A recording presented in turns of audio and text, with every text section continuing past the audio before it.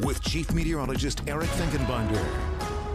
All right, let's start off with the numbers first and get them out of the way, because I just want to show that, that we do get days every once in a while that are a little cooler than average. 74 the high, 77 is the average, and we did make it close to the average low. So not a bad day here for the remaining days of summer. Yeah, not many left, just a couple before fall officially begins on Saturday. Tomorrow morning, waking up, I do think lower 50s is going to be common. Some 40s. We'll see a couple of them. So meteorologist Brett Thacker will be pointing out, especially those valley locations, I do expect to see some 40s in spots. As we go out to Ephrata now in eastern Lancaster, we've got 69 degrees already dropping into the 60s. Sunshine. We had a little bit of a breeze. High pressure in place for now. And that's the story. So we're sunny, we're dry, comfortably cool evenings, nice mild afternoons. We start to watch, though, this system developing along the coast, sliding northward for the weekend. We'll point that out in just a second, but I also want to point out, too, we're not just in fall now permanently. No, there's still summer heat, and even in fall, we can get heat.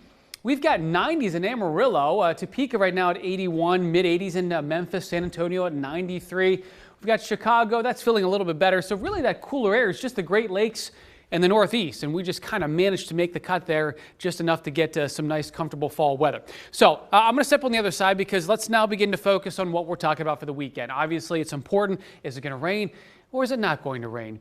And that's an answer. That's something that I'm going to hold off another 24 hours to give that official answer, and you're going to see why. Because I've been saying there's been a lot of differences. Well, here's one of the model guidance just suggesting, hey, that's going to be in here as early as Saturday morning for us if it moves on the track. Well, let's show you another one that we tend to use quite often here in the Weather Center too. This is Friday night heading into then Saturday, and notice it stays off the coast. So it's not just two different models. No, there's a lot of, I don't want to use the term uncertainty.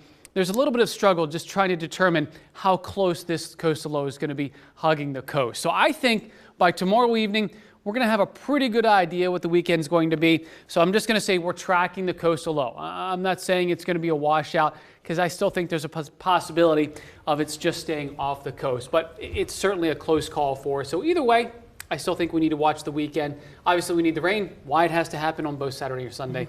So we'll keep an eye on it. More info on that.